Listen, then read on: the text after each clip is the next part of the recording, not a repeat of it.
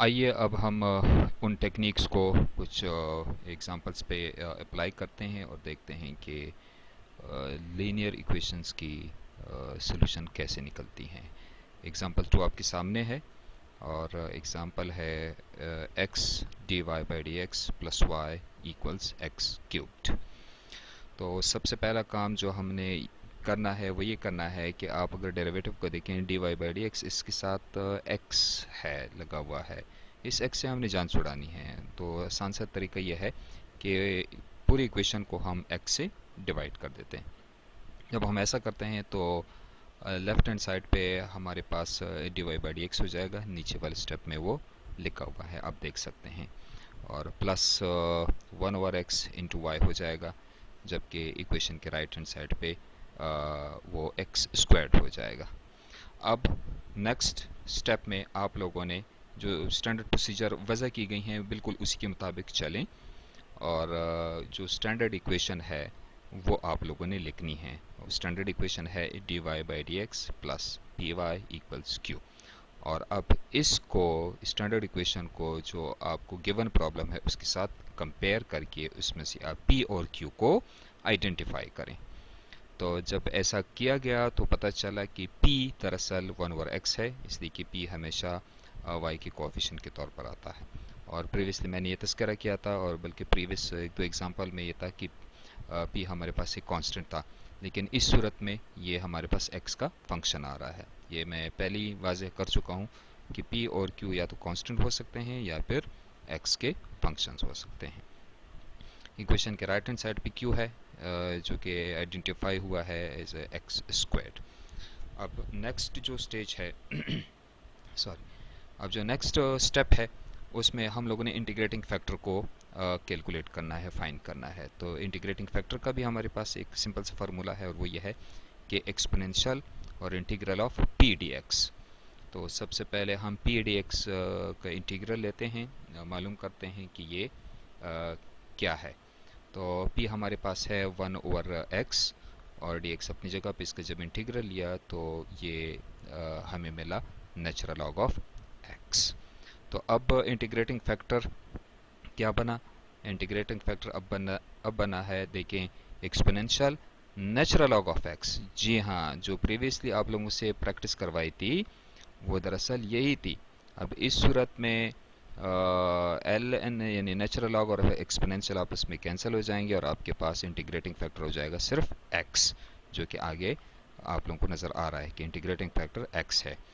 उसके बाद का जो स्टेप है उसमें मैंने आप लोगों को बताया था कि जैसे ही इंटीग्रेटिंग फैक्टर फाइंड हो तो उसके बाद आप लोगों ने उसी इंटीग्रेटिंग फैक्टर को y के साथ मल्टीप्लाई करके इक्वेशन के लेफ्ट हैंड साइड पे लिखना है, और इक्वेशन के राइट हैंड साइड पे उसी इंटीग्रेटिंग फैक्टर को q के साथ मल्टीप्लाई करके उसका इंटीग्रल लेना है x के लिहाज से। ये डिफरेंशियल dx आप लोगों को नज़र आ रहा है।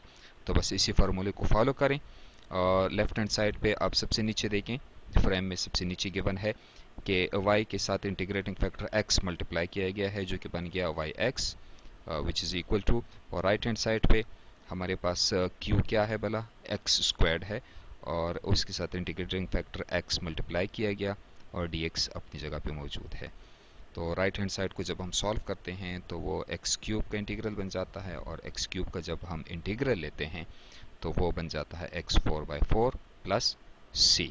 तो अब आपके पास जो सोल्यूशन है वो कुछ इस किस्म का बन गया कि वो है xy is equal to x4/4 plus c।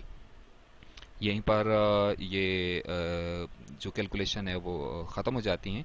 इसकी शक्ल आप मज़ीद कुछ और बेहतर बना सकते हैं, देखें किसी अच्छी सी शक्ल में लिख सकते हैं। बहरहाल ये इस प्रोसेस का एंड है। तो आइए अब हम देखते हैं कि अगले एग्ज़ाम्पल में क्या हमसे पूछा जा रहा है। इस प्रॉब्लम में हमें एक फंक्शन दिया गया है जो कि कुछ यूँ है, d Y by D x plus y को tangent x equals cos x. सबसे पहला काम, जी हाँ, अब तक स्टेप्स जो हैं वो आप लोगों को असबर हो चुके होंगे। तो सबसे पहला काम तो ये करना है कि स्टैंडर्ड फॉर्म में लिखना है इक्वेशन को, जो लीनियर इक्वेशंस हैं, फर्स्ट ऑर्डर के linear equation D Y by D x plus P Y equals Q. इसको कंपेयर करना है गिवन प्रॉब्लम के साथ। तो वहाँ से आप लोगों ने p और q को फाइंड करना है। तो अगले स्टेप में वही किया गया है, p को फाइंड किया गया है। p इस सूरत में है कोटेंजेंट x, जबकि q है cos x। उसके बाद का जो मरहला है उसमें हमने इंटीग्रेटिंग फैक्टर को फाइंड करना होता है। तो इंटीग्रेटिंग फैक्टर जो है वो एक्सपोनेंशियल और integral of p d x के बराबर होता है। यहाँ पर p हमारे पास है कोटेंजेंट x, तो इसका जब हम इंटीग्रल लेते हैं x के लिहाज से तो वो सामने लिखा गया है, पी डी एक्स इंटीग्रल के सामने लिखा गया है कोटेंजेंट x dx का इंटीग्रल। अब कोटेंजेंट x को ट्रिग्नोमेट्रिक रेशियोज, ट्रिग्नोमेट्रिक फंक्शंस अगर आप देखें तो हम cos x by sin x के तौर पर लिख सकते हैं। उससे आगे जो इक्वेशन लिखी गई है वो है cos x over sin x का इंटीग्रल x के लिहाज से डिफरेंशियल dx है। अब आप इस इंटीग्रल को ज़रा गौर से देखें। न्यूमरेटर में cos x है और डिनोमिनेटर में sin x है, और आप रिकॉल करें कि sin x का डेरिवेटिव क्या होता है? जी हाँ, cos x होता है। तो पता चला कि न्यूमरेटर में डेरिवेटिव है डिनोमिनेटर का। तो जब इंटीग्रल में इस किस्म की सिचुएशन हो तो हमारे पास फार्मूला क्या बनता है कि अगर न्यूमरेटर डिफरेंशियल कोएफिशिएंट हो डिनोमिनेटर का तो इंटीग्रल होगा नेचुरल लॉग ऑफ डिनोमिनेटर, जो कि इस सूरत में बन जाएगा natural log of sin x। अब इंटीग्रेटिंग फैक्टर में क्या करना होता है कि जो पी डी एक्स का इंटीग्रल होता है उसके ऊपर यानी उसका एक्सपोनेंशियल लेते होते हैं, तो ये बन जाएगा e और ln ऑफ sin x, और यहाँ पर e और ln आपस में कैंसिल आउट हो जाएंगे और आपके पास इंटीग्रेटिंग फैक्टर बन जाएगा sin x। इसके बाद का जो मरहला है वो रिकॉल करें, उसमें मैंने आपको बताया था कि जैसे ही इंटीग्रेटिंग फैक्टर फाइंड हो तो आखिर जो सोल्यूशन है वो कुछ यूं होता है कि y इंटू इंटीग्रेटिंग फैक्टर और is equal to q into integrating factor, और फिर इसको हमने इंटीग्रेट करना होता है। तो अगले स्टेप में यही किया गया है, उसके सामने आप देख सकते हैं कि y को मल्टीप्लाई किया है इंटीग्रेटिंग फैक्टर if के साथ जो कि sin x है, जो बन गया y sin x is equal to जी इंटीग्रेटिंग फैक्टर है sin x जो कि आप लोगों को नज़र आ रहा है, और उसको q के साथ मल्टीप्लाई किया गया है, q है cos x, ये बन गया sin x cos x और dx इसका इंटीग्रल। तो जब आप इसका इंटीग्रल लेते हैं तो स्टैंडर्ड इंटीग्रल के टेबल से आप ये देख सकते हैं, और देखिए आपको पता चल जाएगा कि ये दरअसल साइन स्क्वायर x बाय 2 है, और plus c as usual constant of integration है। तो सोल्यूशन आपके पास निकल आया। अब इसकी शक्ल मज़ीद कुछ यूँ इस अंदाज से बेहतर बनाई गई है कि लेफ़्ट हैंड साइड पे सिर्फ y को छोड़ के sin x को शफल किया गया है दूसरी साइड पे। जी हाँ, जब दूसरी साइड पे वो शफल होता है तो ये sin x 1 over sin x हो जाएगा। तो पहले वाली टर्म में साइन स्क्वायर x आप लोगों को नज़र आ रहा है, उसमें से एक sin x नीचे वाले sin x के साथ कैंसिल आउट हो जाएगा, तो ये बन जाएगा sin x by 2 plus c into 1 over sine x जो होता है वो कोसेकेंट x होता है। जी हाँ, आप ज़रा देखें ट्रिग्नोमेट्रिक रेशियोज और ट्रिग्नोमेट्रिक फंक्शंस से आपको आसानी से ये चीज़ पता चल जाएगी। तो 1 ओवर साइन एक्स को कोसेकेंट x लिखा गया है।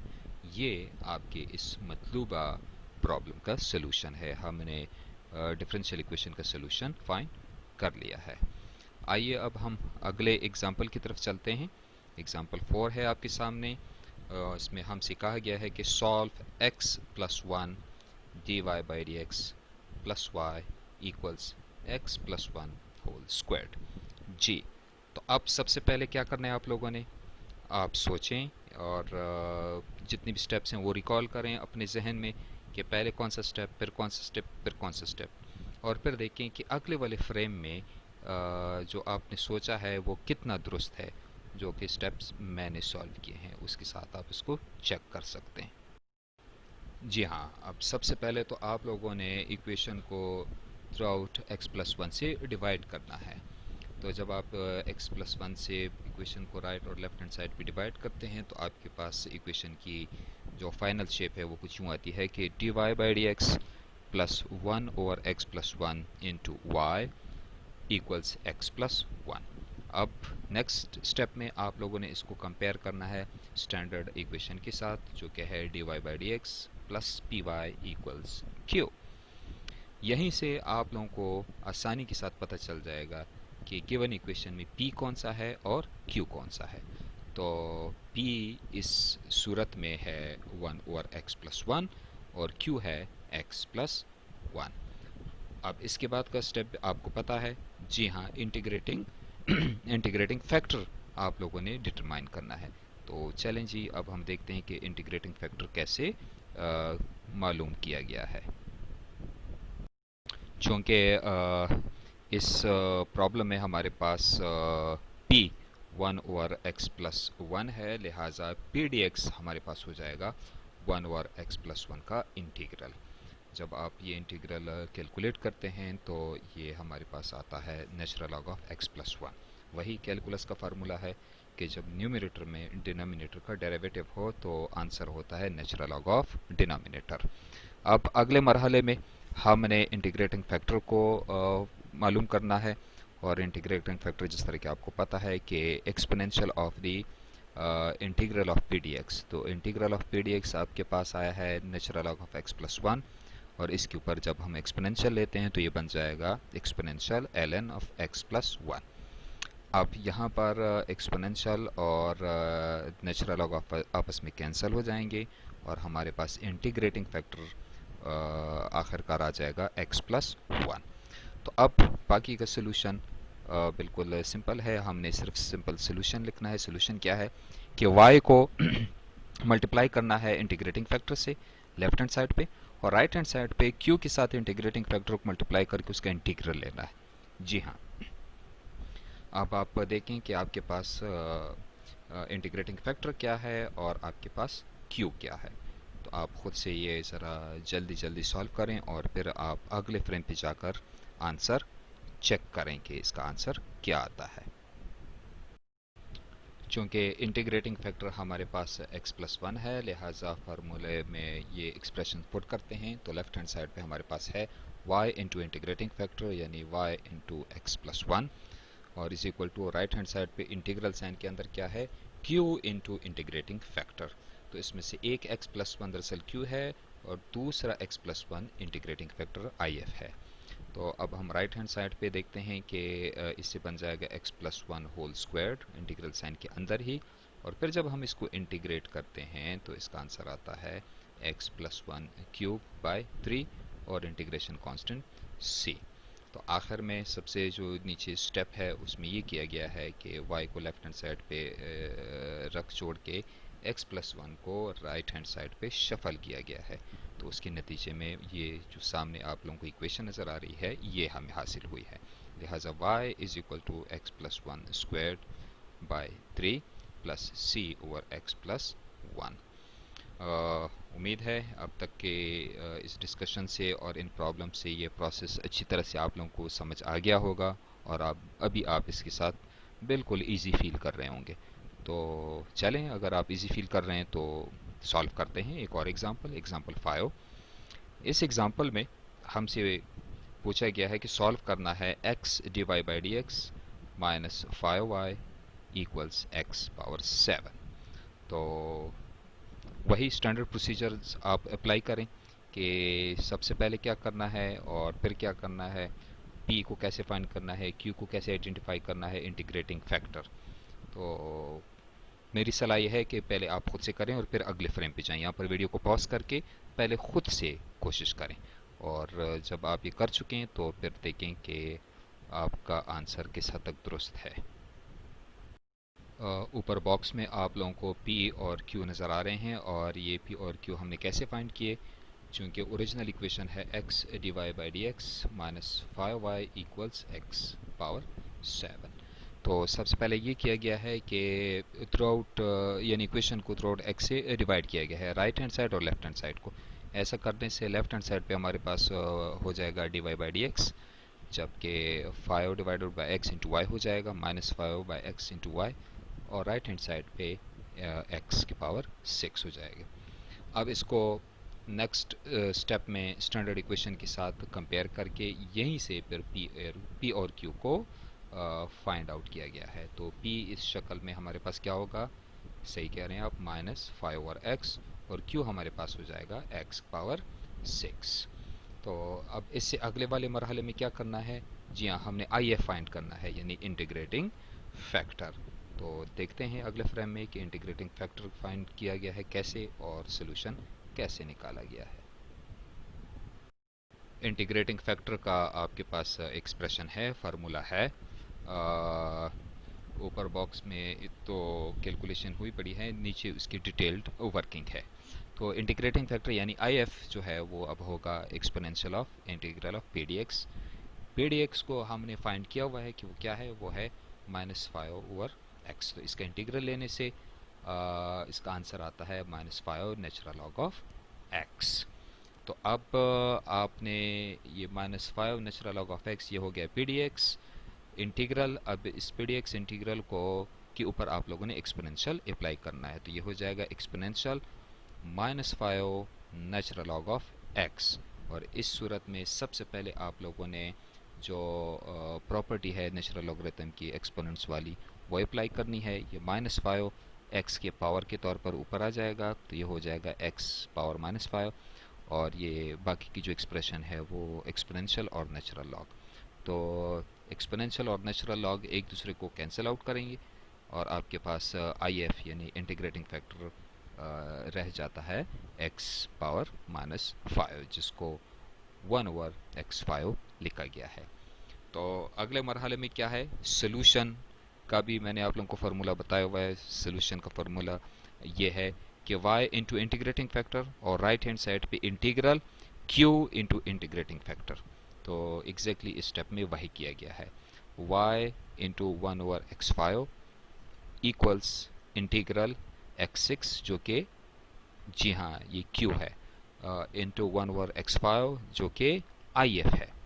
तो अब यहाँ से जब हम इसको देखते हैं, ये आपस में x5 और x5 कट जाएंगे और आपके पास सिर्फ एक x रह जाएगा राइट हैंड साइड पे। तो लेफ्ट हैंड साइड पे है y/x5 equals integral of x dx। तो x का इंटीग्रल है x²/2 और प्लस ये इंटीग्रेशन कांस्टेंट। तो अब y को लेफ्ट हैंड साइड पे छोड़ के जो x5 है उसको शफल करके ले आएँ राइट हैंड साइड पे। तो यही दरअसल आपका सलूशन है। अगले फ्रेम पे आप इसका आंसर देख सकते हैं। जी हाँ, ऊपर बॉक्स में आप देख रहे हैं कि आपके पास फाइनल आंसर हो जाएगा इसका y is equal to x7/2 plus cx5। जिस गलती के करने से मैंने सबसे शुरू में ख़बरदार किया था, एक दफ़ा फिर यहाँ पर वो वार्निंग में वो चीज़ लिखी गई है कि जब आप लेफ़्ट हैंड साइड से राइट हैंड साइड पे लेके आते हैं किसी फैक्टर्स को, किसी टर्म को, तो वो फैक्टर जो है वो सी के साथ भी मल्टीप्लाई ज़रूर होता है, इसमें कोई गलती ना कीजिएगा। उम्मीद करता हूँ बिल्कुल सही अंदाज में आप लोगों ने कैलकुलेशन की हैं और ये पूरा प्रोसीजर आप लोगों को समझ आ गया है। तो अब जो एग्जाम्पल 6 है उसको यानी इस प्रॉब्लम को आप लोगों ने बिल्कुल खुद से करना है। तो प्रॉब्लम आपके सामने है, कहा गया है कि solve 1 - x² and dy by D X minus X Y equals 1। इसको ये सारे प्रोसीजर आप एडॉप्ट करके, ये अप्लाई करके इसका आंसर सबसे पहले आप लोगों ने खुद निकालना है। जैसे ही आंसर आ जाए तो फिर आप अगले फ्रेम पे जाकर अपने आंसर को चेक कर लें। अगले फ्रेम में मैंने इसका सलूशन दिया हुआ है। ये ऊपर बॉक्स में आंसर है, लेकिन फ़िलहाल आप आंसर की तरफ तवज्जो ना करें और नीचे वर्किंग को देखें कि ये कैसे हुआ है। इक्वेशन लिखी गई है 1 - x² dy by D X minus X Y equals 1। तो पहला काम वही किया गया है, यस एग्जैक्टली, कि 1 - x² से पूरी इक्वेशन को राइट और लेफ्ट हैंड साइड पे डिवाइड किया गया है। तो आपके पास फाइनल जो इक्वेशन की शक्ल बनी है वो है dy by D X minus X over 1 - x² into Y equals 1 over 1 - x²। अगले मरहले में फिर इंटीग्रेटिंग फैक्टर फाइंड किया गया है, उसका फार्मूला भी अभी तक आप लोगों को याद हो चुका होगा, exponential integral of p d x. तो सबसे पहले तो चलें जी हम पी डी एक्स को फाइंड करते हैं। पी डी एक्स आपने फाइंड आउट किया था ओरिजिनल इक्वेशन में क्या है, तो integral of -x over 1 - x² and D x. -x over 1 - x² ये दरअसल p है। तो इसको जब आप इंटीग्रेट करते हैं तो स्टैंडर्ड इंटीग्रल के टेबल्स भी आप देख सकते हैं, और अदरवाइज़ आप इसको थोड़ा सा ये भी मैनिपुलेट करके लिख सकते हैं। जो फार्मूला मैंने आप लोगों को बताया था कि जब न्यूमरेटर में डेरिवेटिव हो डिनोमिनेटर का, तो उस तरीके से भी हो सकता है, या फिर स्टैंडर्ड इंटीग्रल के टेबल से बड़ी इजीली आपको मिल जाएगा कि अगर इंटीग्रेंट इस शेप का हो तो फिर उसका आंसर यही आता है 1/2 natural log of 1 minus x squared.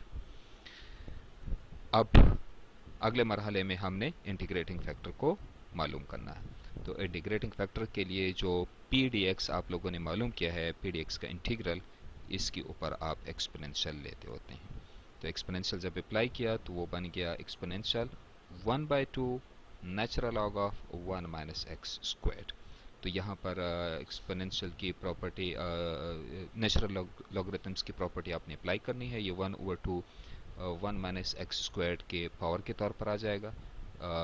आप राइट हैंड साइड पे देख सकते हैं कि यह है 1 minus x squared and whole power 1/2, और दूसरी तरफ आप देखते हैं कि नेचुरल लॉग और एक्सपोनेंशियल आपस में कैंसिल आउट हो जाते हैं, तो आपके पास आई एफ रह जाता है 1 minus x squared under root या पावर 1/2।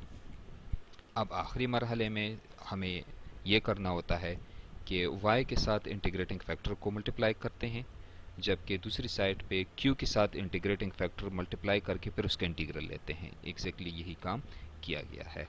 तो आप नीचे वाले स्टेप में देख सकते हैं कि y के साथ आई एफ यानी 1 minus X square under root को मल्टीप्लाई किया गया है।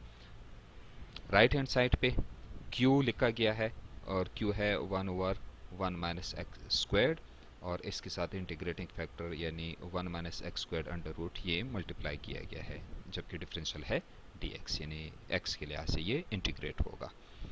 अब आप इसको यूं भी लिख सकते हैं कि ये है राइट हैंड साइड को, इंटीग्रल को सिंप्लीफाई किया गया है। जो इंटीग्रेंट है इंटीग्रल साइन के अंदर ही, अभी इंटीग्रेशन का प्रोसेस अभी कैरी आउट नहीं हुआ, तो ये बन जाएगा हमारे पास 1/1 minus x squared under root. जी हाँ, तो डिफरेंशियल है dx यानी x के लिहाज से अब ये इंटीग्रेट होगा। अभी आप फिर ज़रा पलट के जाएं और स्टैंडर्ड इंटीग्रल्स की टेबल में आप इस किस्म का कोई एक इंटीग्रल ढूंढने की कोशिश करें, आपको आसानी से मिल जाएगा।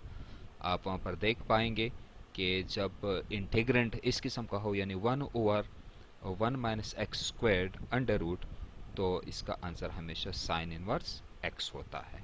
जी हाँ, तो अब हमारे पास इंटीग्रल आया साइन इनवर्स x और प्लस c, यानी जो कांस्टेंट ऑफ इंटीग्रेशन है वो लगाया गया है। तो नीचे वाले स्टेप में, सबसे आखिर वाले स्टेप में बिल्कुल सिंप्लीफाइड वे में आंसर लिखा गया है, और आंसर है y into 1 minus x squared under root equals sine inverse x plus c। इसको अच्छी तरीके से आप वर्कआउट करें, और फिर अगले फ्रेम पे जाके देखते हैं कि वहाँ पर कौन सी नई चीज़ हमारा इंतज़ार कर रही है। अब ये वाली जो एग्ज़ाम्पल है ये प्रीवियस तमाम एग्ज़ाम्पल से ज़रा डिफरेंट है। इसमें क्या चीज़ डिफरेंट है, आइए मैं आपको बताता हूँ। इस एग्ज़ाम्पल को ज़रा गौर से देखें। आपसे कहा गया है कि solve the equation x minus 2 dy by D X minus Y equals x minus 2 cubed, given that y equals 10 when x equals 4। यहाँ पर इससे पहले जितनी भी हमने एग्जांपल सॉल्व की हैं उसमें इस किस्म की कोई चीज़ नहीं थी कि हमें कहा गया हो कि अगर y ये हो तो जब x ये हो तो फिर y की कीमत ये होगी, और x अगर ये है तो फिर y की कीमत ये होगी। इस किस्म की कोई भी इंफॉर्मेशन, कोई भी एडिशनल चीज़ हमें प्रोवाइडेड नहीं की गई थी। उस वक्त हमने जितनी भी सोल्यूशन निकाली उनको हम कहते हैं जनरल सॉल्यूशंस। जी हाँ, वो है जनरल सॉल्यूशंस। लेकिन जब कोई एक प्रॉब्लम इस किस्म का हो जिसमें आपको इस किस्म की मज़ीद इजाफी मालूमात मुहैया की जाएँ कि जिसमें ये कहा गया हो कि ये इक्वेशन सॉल्व करें, और अगर उसमें x की कीमत ये हो तो फिर y की कीमत ये हो जाती है, तो फिर इसका सलूशन ढूंढें। तो जब इक्वेशन इस किस्म की हो कि हमें मज़ीद कुछ इंफॉर्मेशन दी गई हो, उस वक्त जो सलूशन निकलता है उसको फिर पार्टिकुलर सलूशन कहते हैं। तो एक चीज़ जो जहन में रखने वाली है वो ये कि सबसे पहले आप ये जो इजाफी मालूमात मुहैया की गई हैं आपको एडिशनल इंफॉर्मेशन, इनको फ़िलहाल आप करते हैं इग्नोर, और इक्वेशन का जो जनरल सोल्यूशन है वो पहले आप फाइंड करते हैं। जैसे ही आप जनरल सोल्यूशन फाइंड करते हैं उसी टेक्निक्स के साथ जो अभी तक आप करते रहे हैं, तो जनरल सोल्यूशन फाइंड होने के बाद फिर जहाँ पर उस इक्वेशन में आपको x नज़र आएगा वहाँ पर आप 4 पुट करेंगे, और जहाँ पर y नज़र आएगा वहाँ पर आप 10 पुट करेंगे, सिंप्लीफाई करेंगे, उससे फिर जो सोल्यूशन बनेगा वो फिर पर्टिकुलर सोल्यूशन होगा। चलें जी, देखते हैं ये कैसे होता है। अगले फ्रेम पे चलते हैं।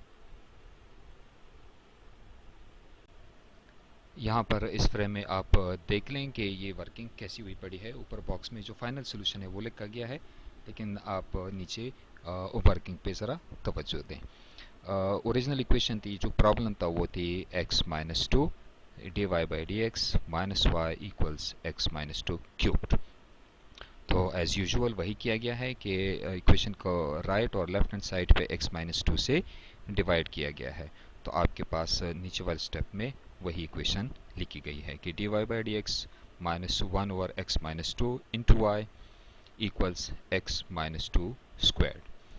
अब उसके बाद इंटीग्रेटिंग फैक्टर फाइंड किया गया है, जिसके लिए सबसे पहले पी डी एक्स इंटीग्रल मालूम करना ज़रूरी है।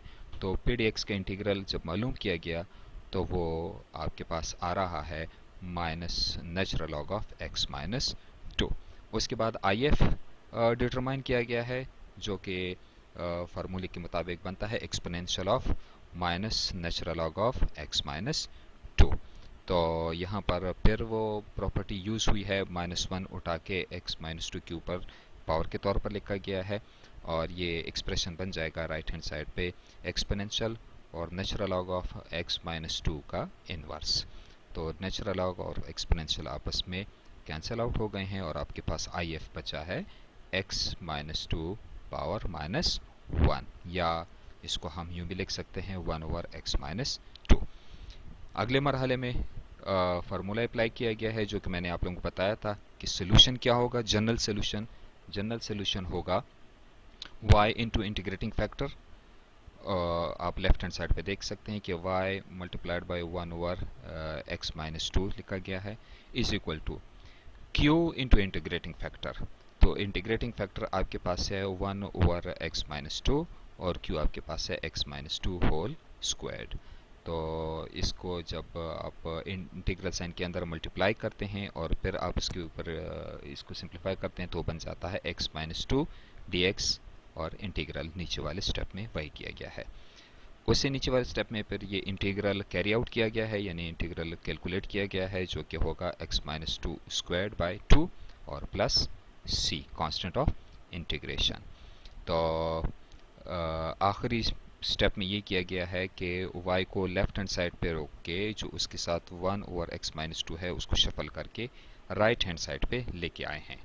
तो कुछ सिंप्लीफिकेशन के बाद राइट हैंड साइड पे इक्वेशन आपके पास बनी है x minus two cubed over two plus c x minus two. ये है जनरल सोल्यूशन।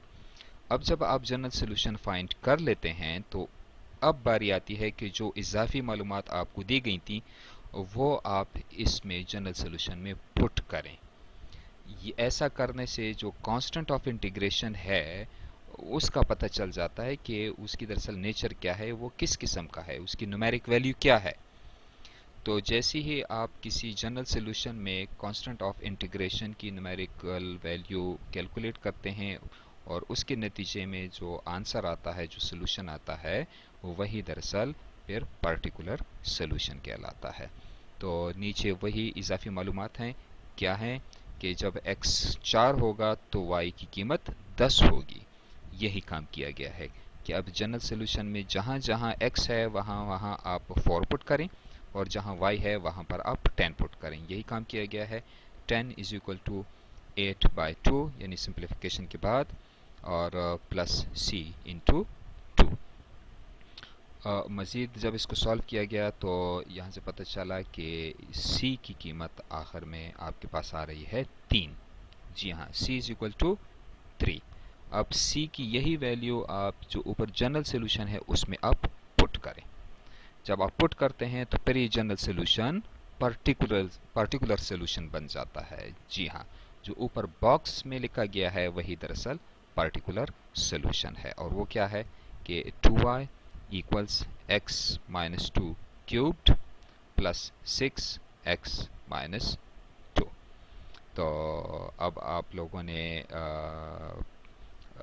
जनरल सोल्यूशन भी फाइंड कर लिया और पर्टिकुलर सोल्यूशन भी फाइंड कर लिया, और इंटीग्रेटिंग फैक्टर की टेक्निक इस्तेमाल करते हुए कैसे आप लीनियर इक्वेशन को सॉल्व कर सकते हैं, ये तमाम प्रोसेसेस इस लेक्चर में, इन दो लेक्चर्स में, पार्ट 1 और पार्ट 2 में आप लोगों ने सीख ली। अब नेक्स्ट मैं आप लोगों को कुछ प्रॉब्लम्स दे रहा हूं जो कि अगले फ्रेम पे हैं। चलें अब हम अगले फ्रेम की तरफ बढ़ते हैं और देखते हैं कि उसमें क्या है। जी हाँ, ये आया हमारे पास अगला फ्रेम। इस फ्रेम में मैंने कुछ प्रॉब्लम्स आप लोगों के लिए पोस्ट की हैं। 1 2 3 3 प्रॉब्लम्स हैं। इन प्रॉब्लम्स को आप लोगों ने सॉल्व करना है, खुद से सॉल्व करना है, जिस तरह के प्रीवियसली आप लोग करते रहे हैं। रजिस्टर पे अपने हाथ से पहले आप इन 3 प्रॉब्लम्स को सॉल्व करें। जब आप सॉल्व कर चुके हैं तो फिर आप इनकी सॉल्यूशंस की तरफ जाएं। मैंने इनके सॉल्यूशन भी दिए हैं, और फिर जो काम आपने रजिस्टर पे अपने हाथों से किया है वही आप काउंटर चेक करें मेरे सॉल्यूशंस के साथ, और अपनी गलतियों को फिर रेक्टिफाई करें अगर कोई गलती है। और अगर आपने बगैर गलती की किया है तो इसका मतलब ये है कि आप इस टेक्निक में एक्सपर्ट हो चुके हैं, आप मास्टर हो चुके हैं। तो चलें जी, अब हम इसके अगले फ्रेम में सॉल्यूशन की तरफ चलते हैं। ये लेक्चर मैं इधर ही ख़त्म कर रहा हूँ। अगले लेक्चर में हम एक और नई टेक्निक पे बहस करेंगे। तब तक के लिए इजाज़त दीजिए। अल्लाह हाफ़िज़।